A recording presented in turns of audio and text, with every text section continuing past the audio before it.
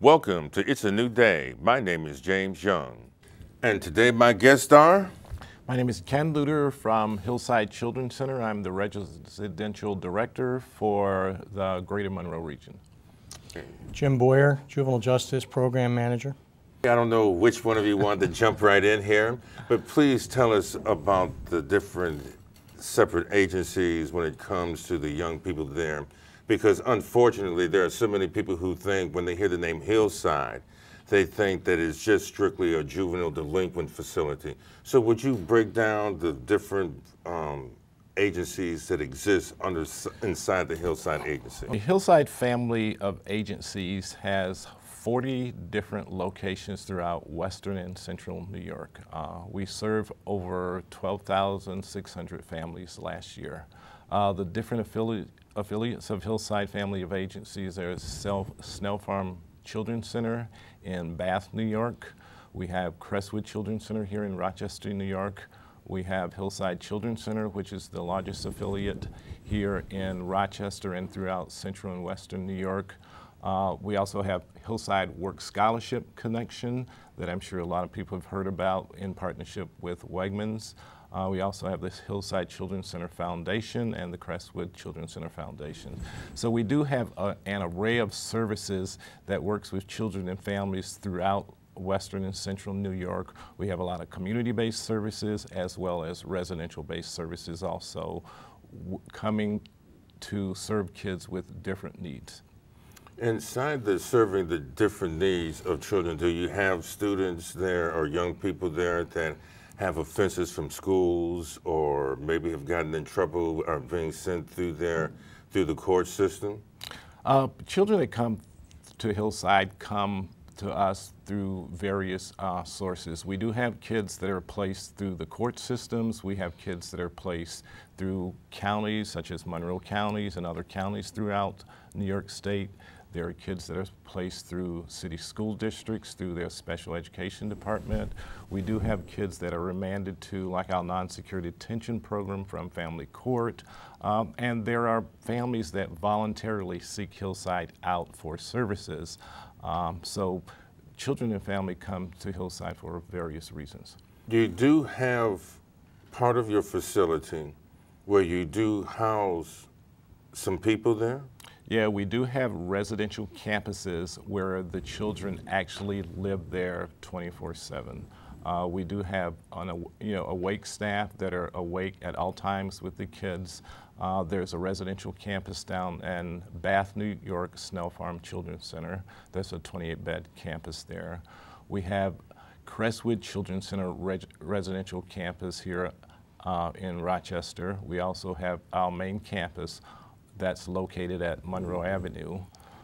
We have a campus that's residential campus located in Auburn, New York, and we also have another residential campus that's located in Romulus, New York, outside of Geneva. So if I had a child that had behavioral problems and being able to bring my child into one of these facilities, would this help me with dealing with the behavioral problem with my child? If you personally had a child, you would have to, the school district or, going through the court system or, having contact with your local Department of Social Services, they would have to refer the child for placement in our agencies. Through the intake process, we could start to begin to determine what service would best meet the needs of you and your particular child. We do have a lot of outpatient services right here in Rochester also. So we do have an array of services from community-based all the way up to the residential programs which children require 24 hours of supervision at all times. And the children that have to have the supervision for 24 hours at all times, but what kind of students or young people are these? Kids that are in residential programs for various reasons. One of the things that we're finding that a lot of the children that come into placement have been traumatized in their past in some way, so trauma plays a significant part of why the kids are here, and a lot of times that trauma may manifest itself in different forms. You know, some of the children may act out aggressively. Some of the kids may self-harm. It could act out in ways that, kids may be afraid to go to school, or their school phobias. So Bedtime's huge, dinner times are huge. You might have sat at dinner and had your father put cigarettes out on your hand or something. So you say, why is this child acting out every night right around 5:30? Yeah, so children come for various reasons. A lot of people, sometimes people think only bad kids come to Hillside. That's not the case. These kids have faced a lot of trauma in their lives, and that trauma manifests itself in different formats, and aggressions and violence could be one of those. These aren't bad kids, they're traumatized kids. According to the data that's out there, it usually says that kids that have been traumatized somewhere along in their adult life, that they're going to either traumatize their children or act out. Is this true across the board, or are you able to save these young people coming through with these problems?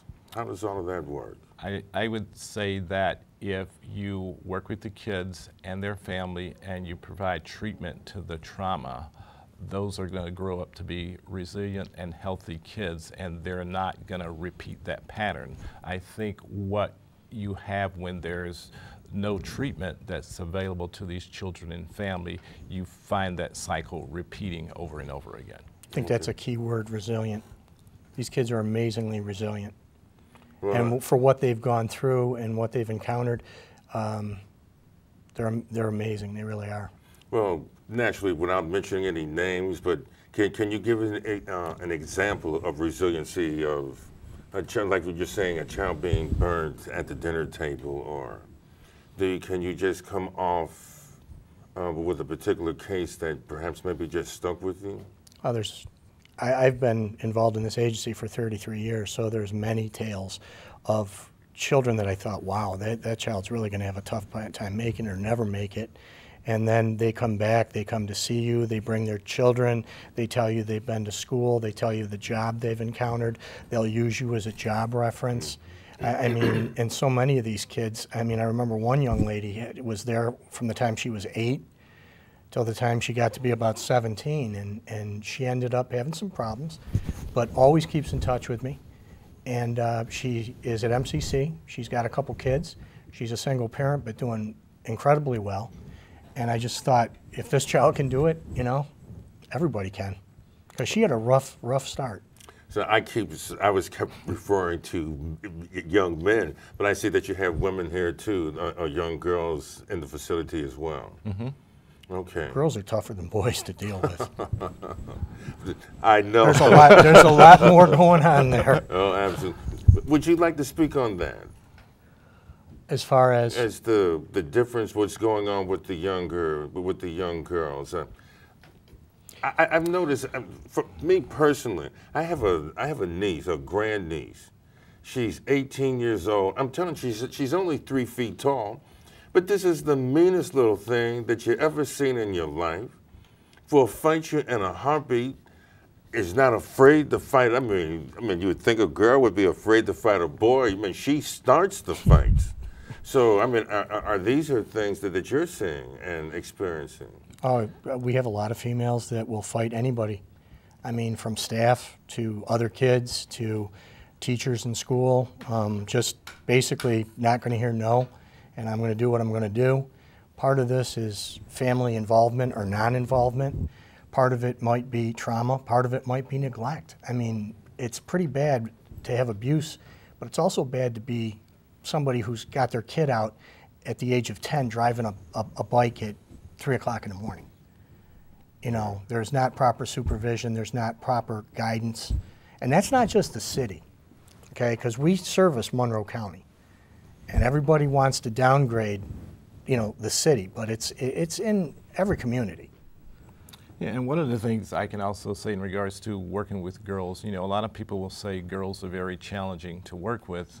But one of the things that we've learned as an agency, a lot of the programs were set up basically to treat boys. and it didn't really look at what the needs of a female population is. So we do have some programs that we call GROW that are basically designed to meet the needs of a female population. It's not your traditional boy type residential program. So that's one of the things that we found. Yes, it's challenging to work with girls and boys, but you need to tailor your program to meet the needs of that particular population. Well, I know because of my own past and getting in trouble, I know dealing with boys, when you're dealing with testosterone and that Right. whole thing. But now you're dealing with these young girls, and Girls are smart. Girls are smarter than boys. okay. And their problems. I mean, you have a problem with a boy, you can give him a candy bar, shoot some hoops with them, and they forgot. Right? Two guys that were ready to smack each other up are now best buds. The girls don't forget, and they don't forgive. And girls are more difficult to deal with, but much more, eminently more satisfying, I think. Okay. I really think they bring more depth to it, more heart, more intelligence. I mean, it's. I want to ask the question. I want to kind of stray outside the lines for a minute.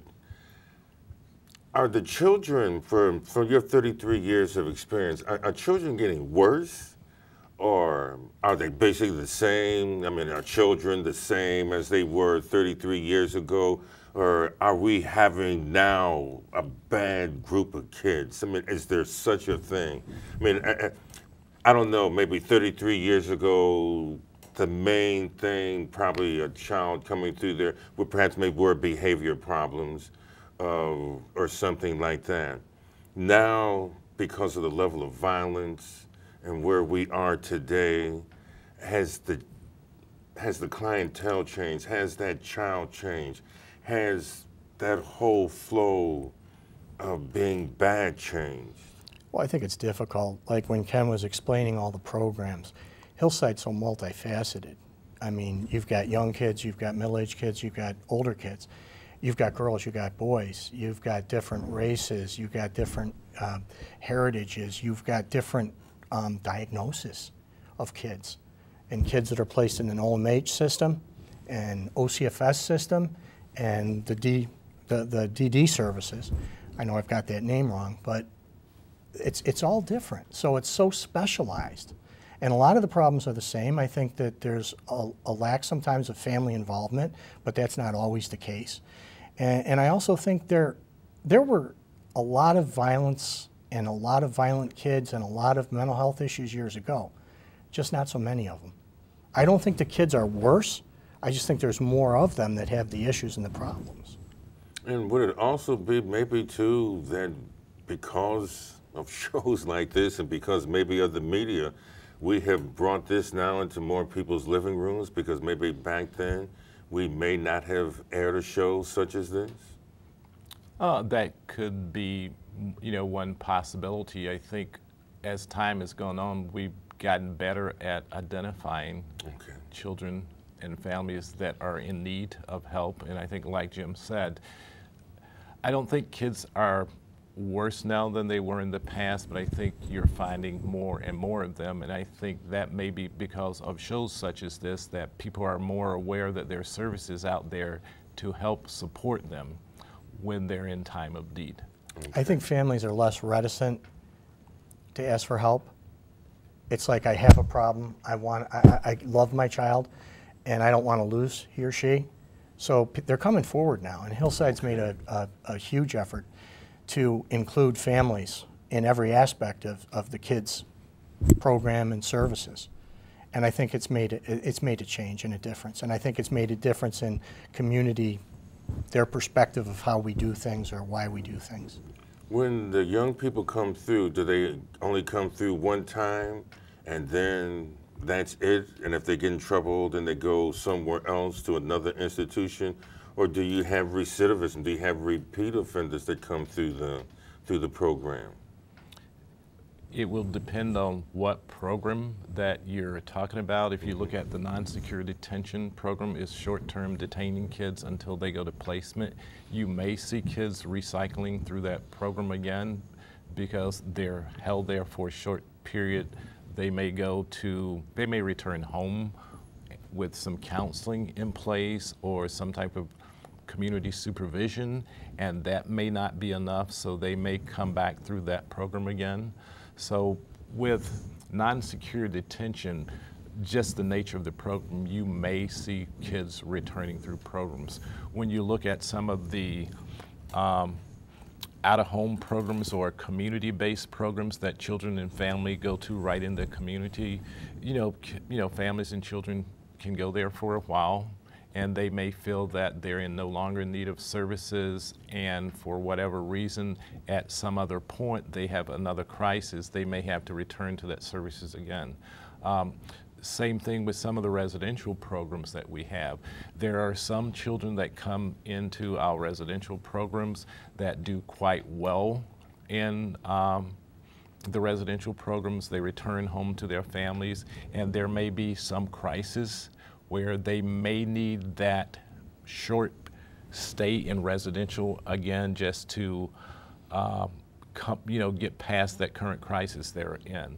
So I think if you can look at recidivism in one of two ways. You can look at it as they were in placement for a while and the program fails, so they need to go back into placement, or they were in placement, they went home, there was a crisis, and they needed that support to get them past that crisis and then return home.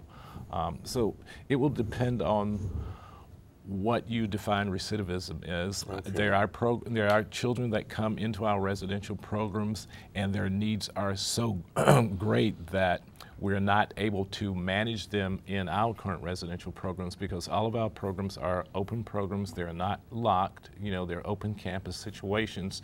And some youth that come in, for whatever reason, they run away a lot, and they may need to go to a different program or a different level of secure program. Okay. So depending on what the needs are. Do we have a lot of young people, or would you have any way of knowing, or would the agency have any way of knowing? Do you have any data that talks about children that fall off the wayside and go to other institutions of correction and things of that nature? Are you aware of that? We do know. One of the things that we're trying to get better is doing outcome data. We do know that we do keep data of kids that when they get discharged from our residential programs, where they go to from the residential programs, and the majority of the kids that are discharged from the residential programs do get discharged to a lower level of care. Meaning they could go to a foster home, they could, go to return home to their parents, so they do go to a lower level of care. We are looking at gathering more information about the effectiveness of our programs, doing, follow-up studies on where these kids are, say 3 months after discharge, 6 months after discharge, 1 year, and even further. We're looking at doing, more follow-up outcome studies to see how kids are doing. Some programs are further ahead in collecting that data than others, but we do look at the data to see where kids are. It's one of the things we realize is not how well kids do when they're in the residential setting. Exactly. It's looking at where is this child and where is this family 6 months after they get out of the setting. Are they still together? Are they in school? Are they holding down a job? Is the family functioning smoother together? Do you have something to add that you'd like to add to that? Okay. I think that is so important, because sometimes these individuals can do so well within inside the program structure or within inside that structured program. And then once they are no longer within inside that, they can sometimes fall down. And I was wondering, would they be able to come back through, receive reinforcements, to be able to come back and I guess even maybe feel secure in knowing that there is a facility or a place or an agency that will help them get through some difficult times. And a lot of that's going to depend on that initial referral source that referred them to placements. And sometimes those referral sources will support them coming back in placement.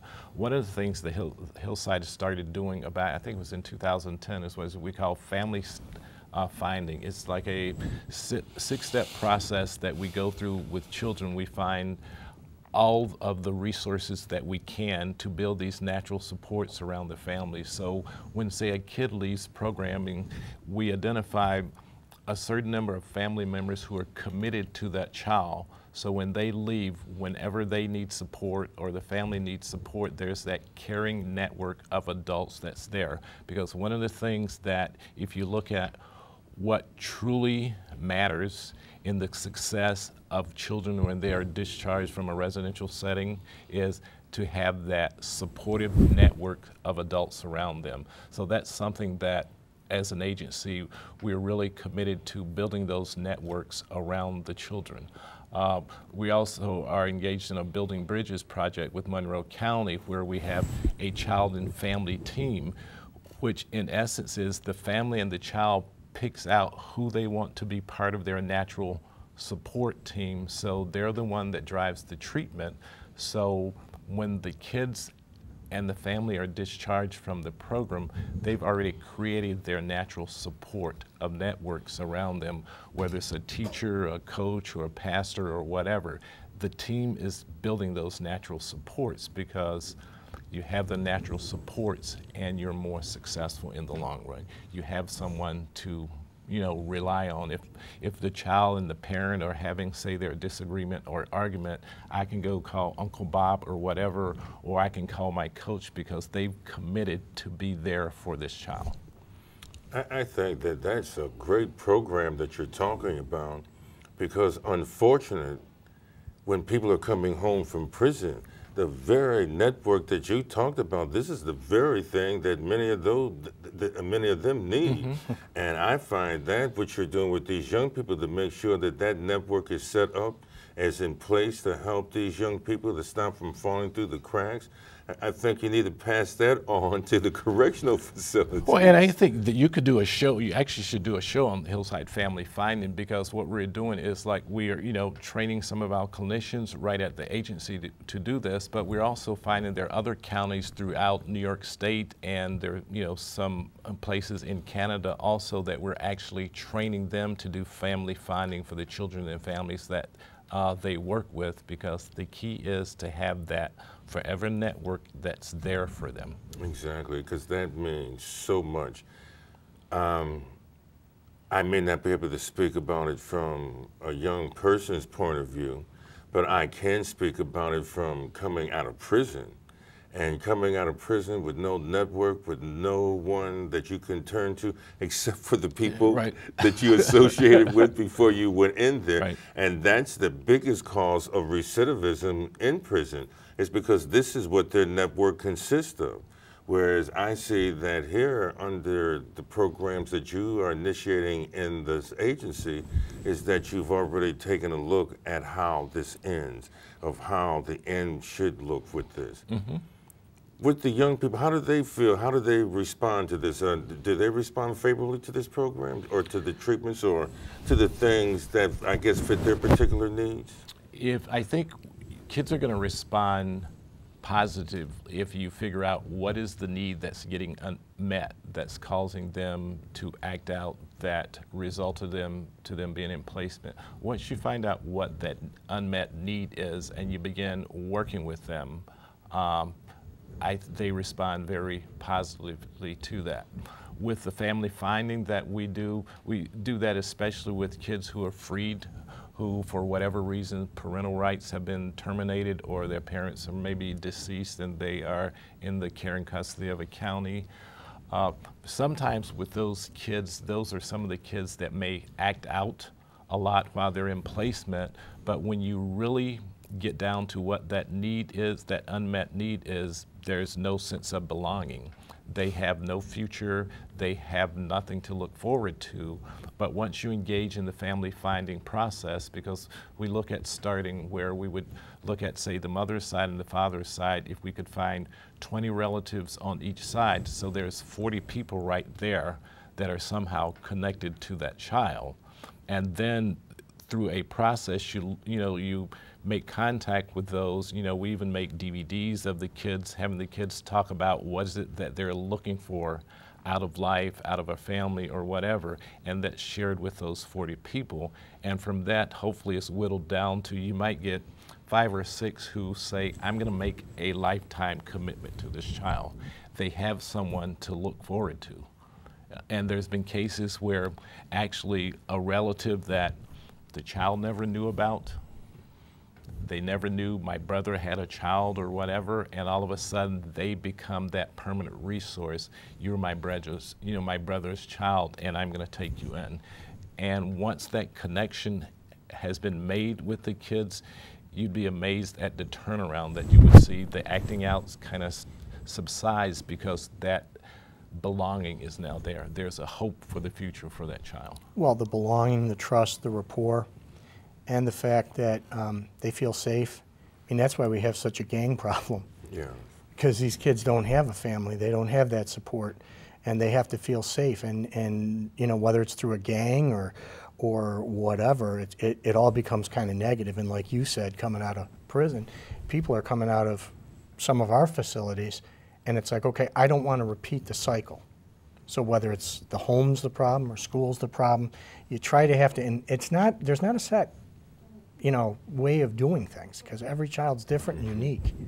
Is there a category, if you will, of problems or behavior conditions that you see? For instance, as you're saying, loneliness, a sense of abandonment, no one loves me.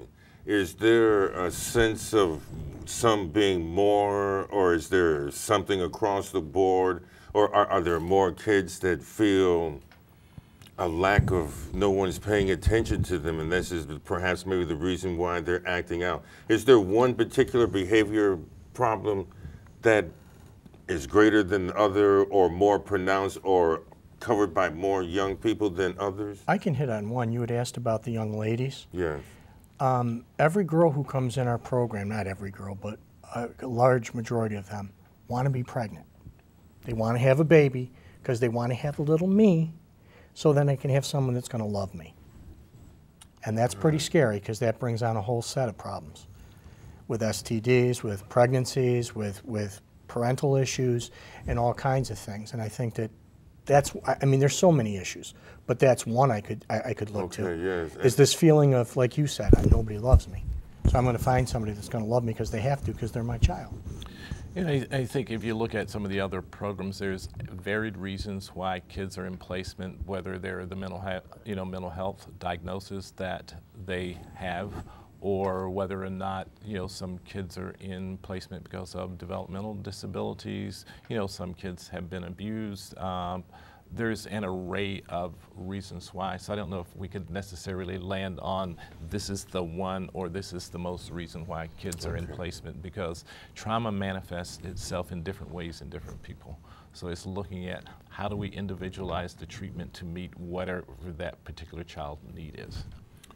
I wanted to come back to that point that you made, because that just absolutely floored me, of a young woman making the decision to have a baby because this woman is thinking that somehow she'll never be alone anymore, that she's going to have someone to love her. I mean, this poor thing doesn't understand what the process of going through labor, of how painful that all can be, that this is a serious commitment.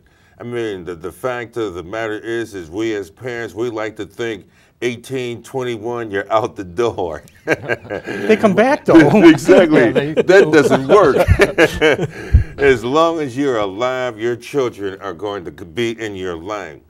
And I think that is such an overwhelming, I don't know how you begin to deal with that, and how you get this young person to see the responsibility and get them to see that, I mean, okay, if you want children, I mean, there's a lot more that you have to do before you can have a child. And I think one thing it might help your audience understand, that Jim can talk maybe a little bit about the service that he has, because the program non-secure detention that he's working in, that's kind of like the beginning for some kids, that before they get any types of services, whatever, that's the beginning. Okay. So kids come in with a different attitude. Okay, would you share that with us? Well, basically, non-secure detention is kind of a misnomer anyway, the name. It's unlocked except for doors of offices in the building. The front door is locked from the outside. If a child does decide that they're going to run away, we are obligated to stop them. It's a situation where there are PINS kids, and PINS programs and non-secure detentions throughout New York State are run from A to Z. I mean, you have some that are run like prison, and then others that are run like summer camp, and everything in between. We try to put it back on the child to be responsible. That you're coming in here, it's not our onus to punish you, because you didn't do anything to us. But most of our kids are either runaways, ungovernable, or truant. And if you're doing one, a lot of times you're doing all three.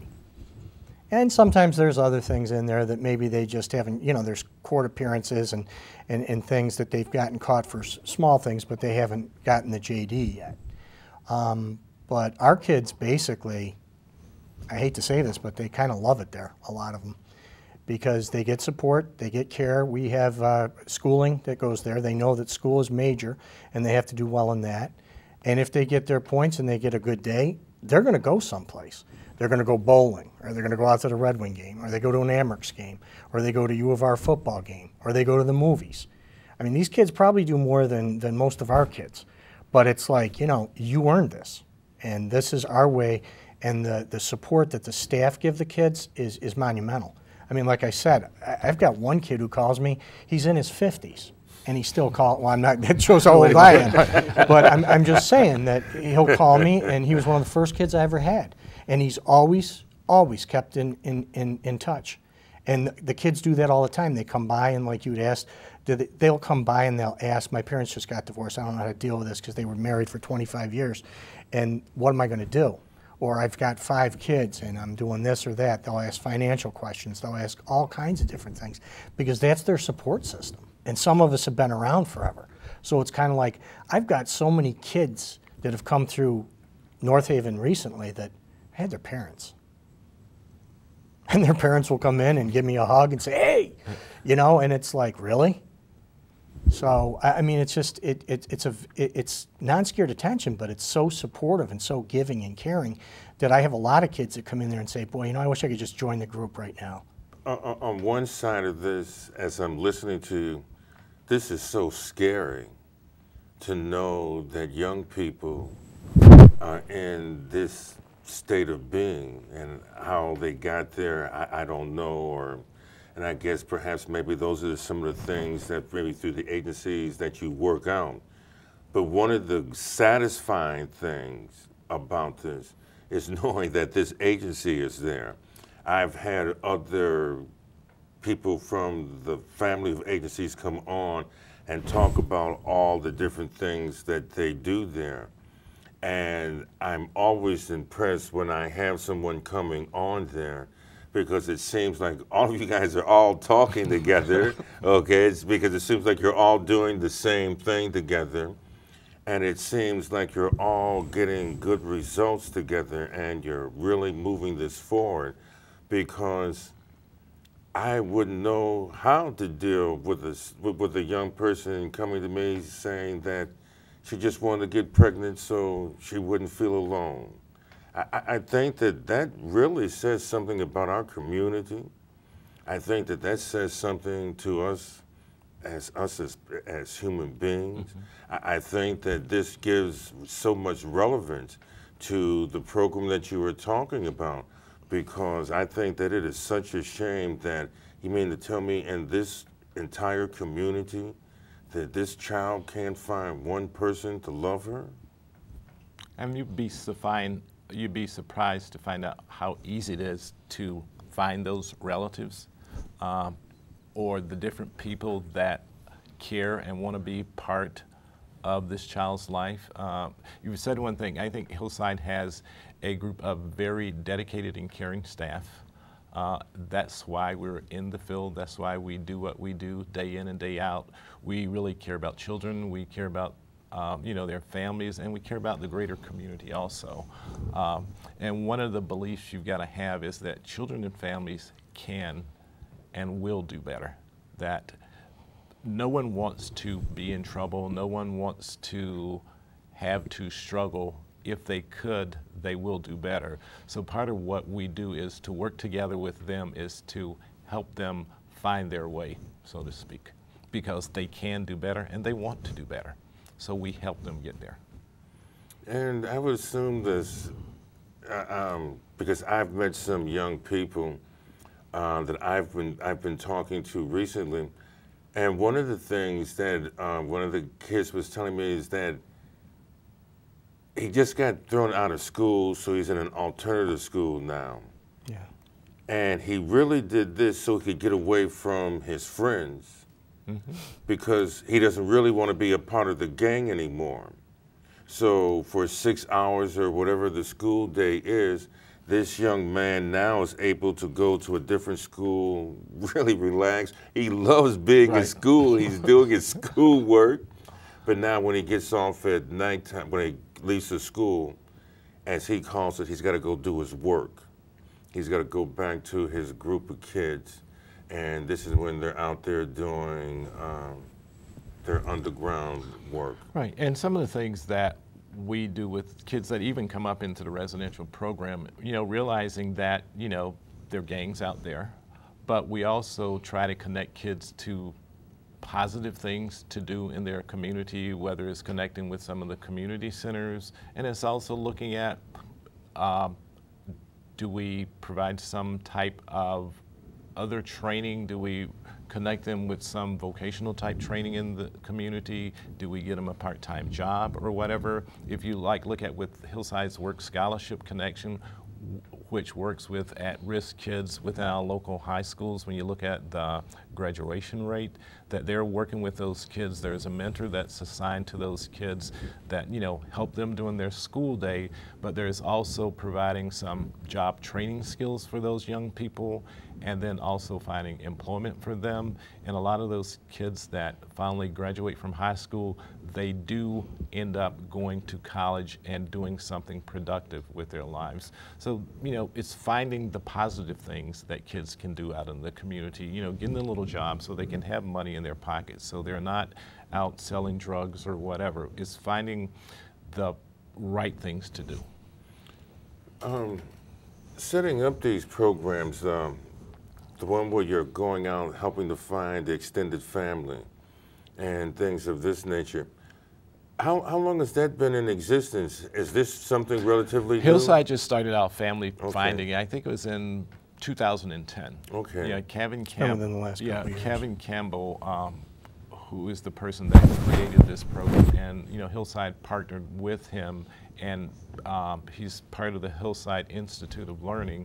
That we are teaching this curriculum to other agencies, and throughout New York State, and we've taught it to some people in Canada also, because like I said earlier, kids need to belong. They need that forever network, someone there. And this is something that we really believe in, so we're really pushing this to find that connection for these children. Okay. Is this difficult to do? Is it hard work trying to find family members? I don't know a lot of details about it, but there's a way of you can get the child's name, parents' original name, and some basic information. And there's a lot of online searches that you can do, and you can track down a lot of relatives that way. It's the initial part is relative easy to do. Once you find them, that's when the true work begins, because once they're found, how do you see how interested they are in the child, and then from there, how do you continue to grow that forever network? So that's the difficult. Once they're found, it's getting them to really commit, and from that commitment moving forward. Finding them is easy. I think that these are some of the challenges that we are faced with in a community, and especially when we're going back to teenage pregnancies. I mean, one of the problems that I've discovered with the high failure rate in schools is because in today's world, the average mother that has a child in high school is under the age of 38. And I find that to be amazing. I've had young people come on the show and they've talked to me about either their friends' living conditions or their condition. Mothers are going out to clubs with their children. Some of them are actually sitting around getting high with their children.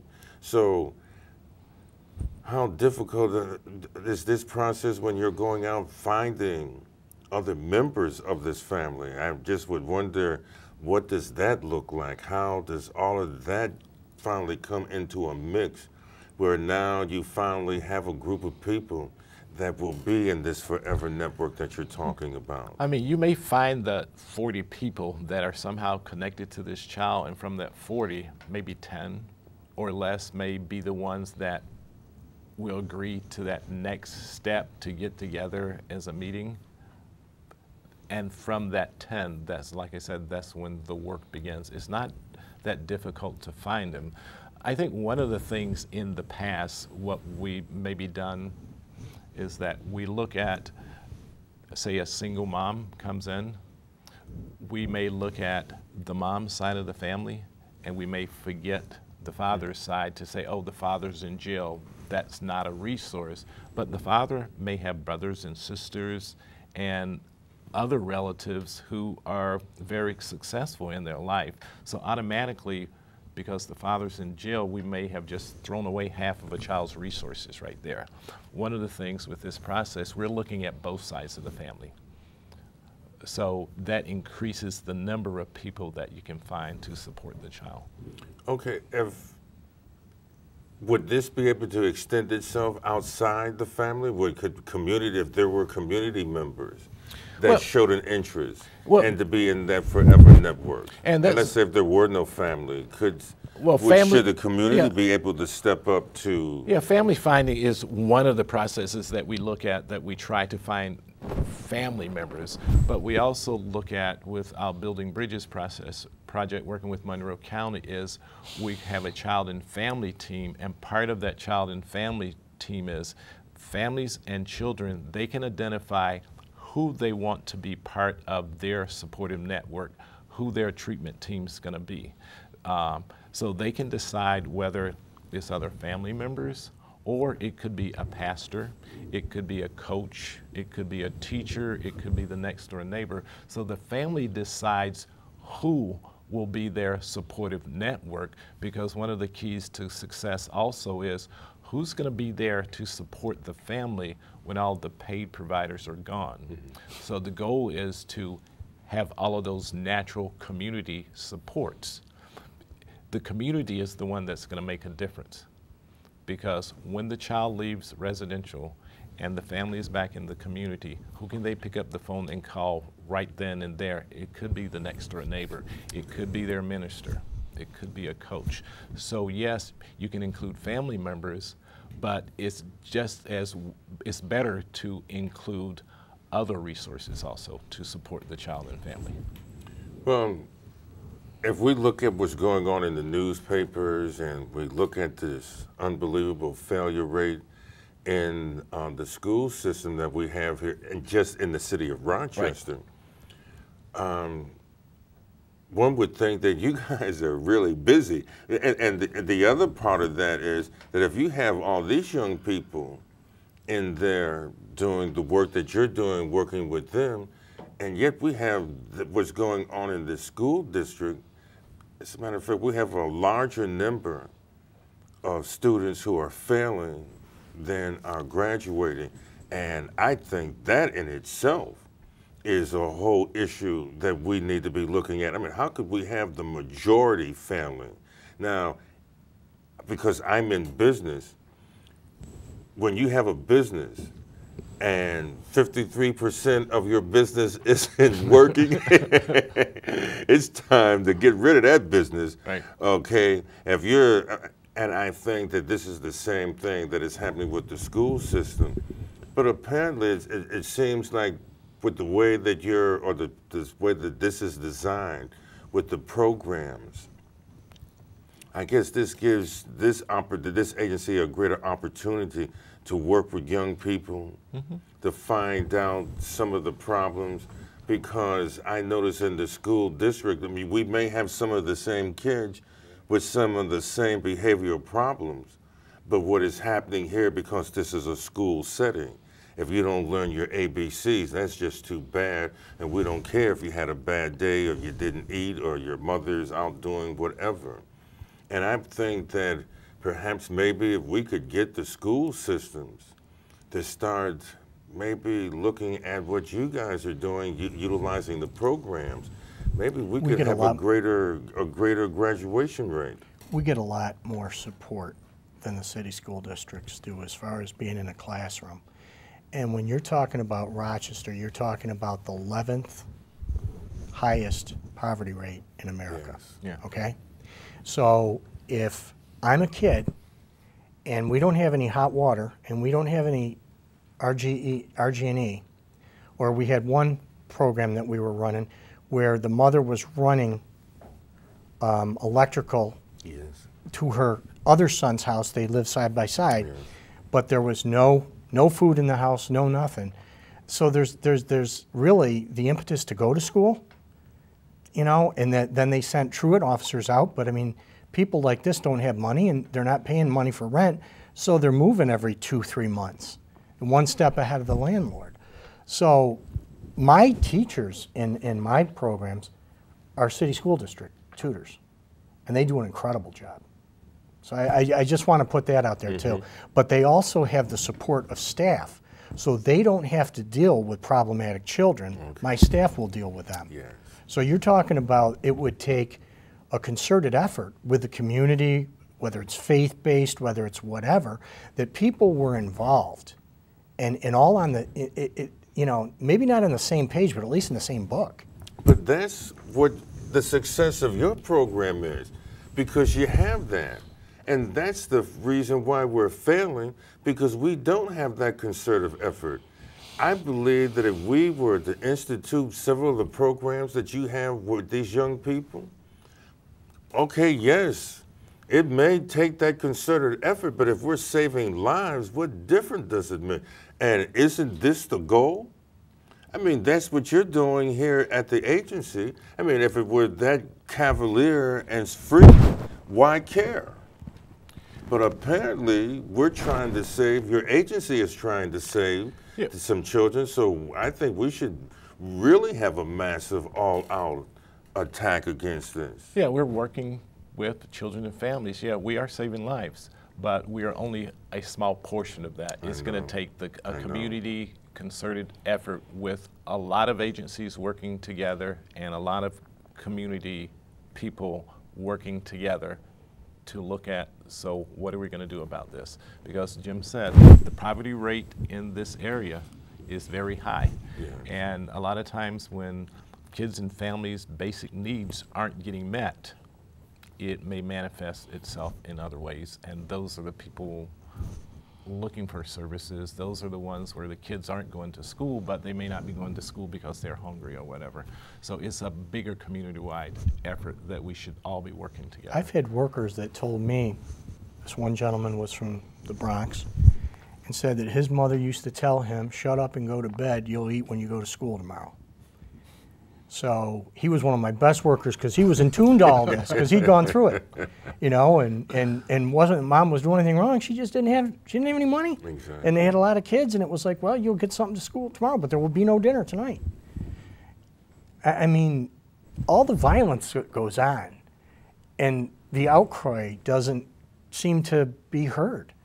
Now, if some kid from Mendon or Webster or something, they got shot, maybe there'd be a bigger outcry, but you know, we got to save what we've got here, because it's bad. I know. And 11-year-olds carrying around guns. I just think that, and that's what makes what you're talking about. That's the reason why I wanted you to come on the show, so we could let parents, we could let the community know that there are things that they can do. There are things that we have to do. A couple of weeks ago, I met a young man. I don't think he's over 21, between 18 and 21. His mother and father were both on crack, so there was never an adult in the house. There was no uncle or aunts. There were no grandparents. There were no next door neighbors. There was no one in the community. I think at the time he said he was 14 years old. So it's not like this kid can go get a job. Right.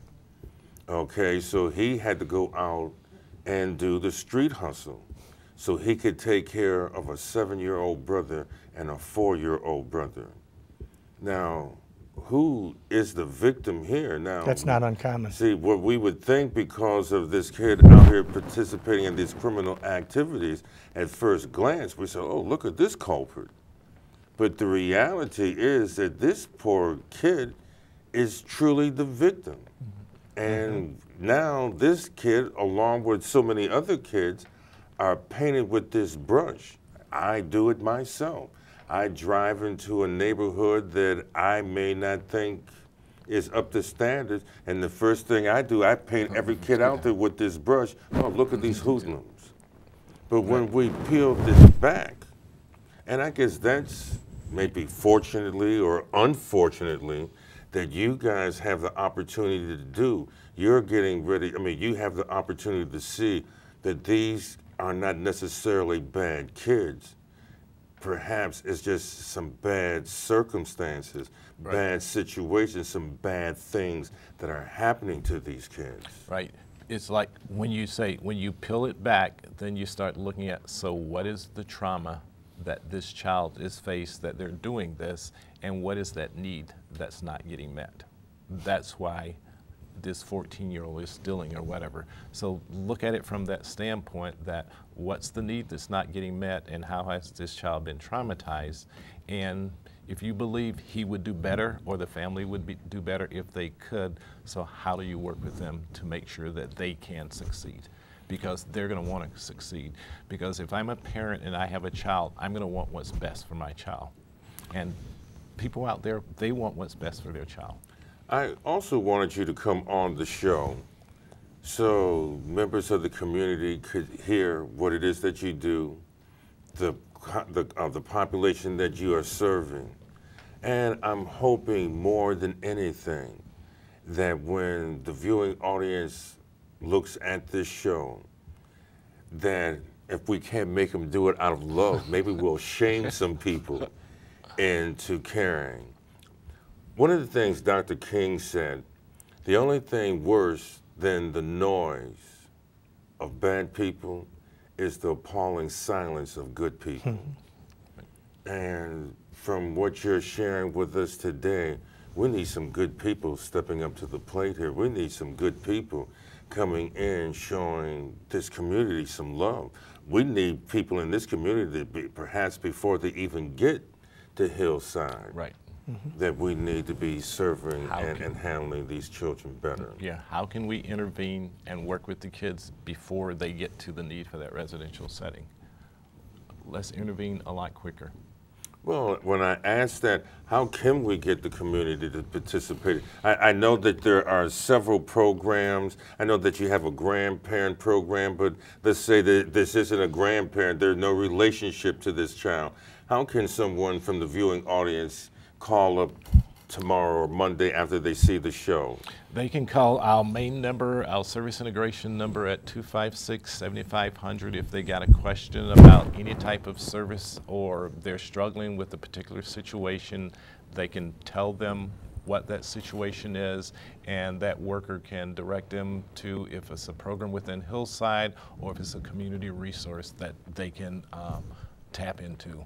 That's the starting number. How can we get mentors? How can, let's say if there's a person in the listening audience, the viewing audience that says, I'd like to be a mentor, go in and share my story with these young people. How can we do that? They can call that same number, 256-7500, and say, I want to be a mentor or I want to be a volunteer. We do have a volunteer coordinator and a volunteer department. And we do have, people from the community that actually come in and volunteer and spend times with the children right there in the program, or at some point there's an individual child that we identify them with. So that main 256-7500 number, that's the portal into all of Hillside services. Very good. I'm going to now put the both of you on the spot. I ask this of everyone that comes in here. Well, I ask this question since I started having people come in from Hillside.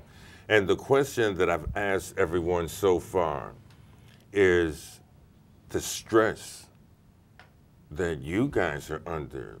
I mean, seeing kids coming in, going out, and it's not a thing that one day the doors are going to be closed and this is a problem that is never going to be here. Every day you're going to see kids coming and going, good, bad, having good days, bad days. How do you guys deal with that? How do you deal with the stress that you get from seeing this stress?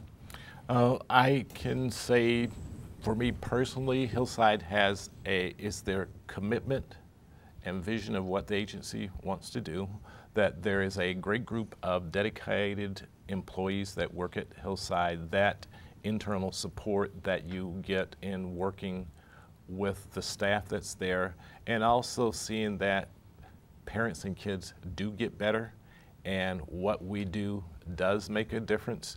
Like when Jim said, the guy that he worked with, 50 years, 30, 40 years ago, that comes back, having that one person coming back saying it does make a difference. Okay. So knowing that it makes a difference in what we do each day, that keeps me coming back. Okay.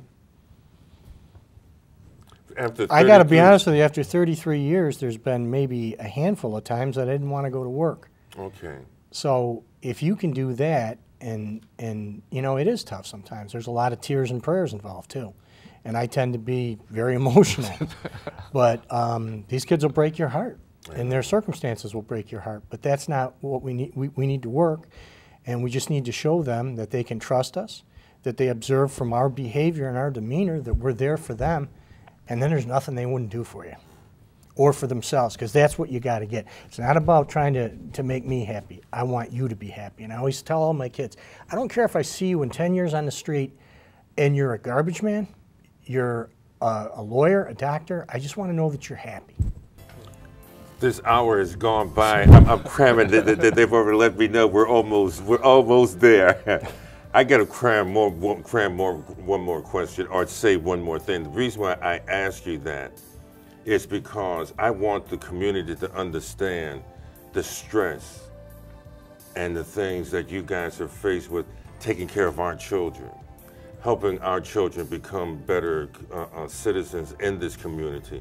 And I really would like for this community to really appreciate the things that you do and to understand what Hillside Family Agencies is really doing for this community. And I thank the both of you for coming on the show. Thank you for having us. Thank you, sir. And I'm looking to have more of your colleagues to come on the show, because I really appreciate every time someone comes from there, it somehow uplifts me. So Good. Thank you so much. Good. Thank you. Thank you. My name is James Young. I look forward to seeing you next week. Be blessed, and remember, it's a new day.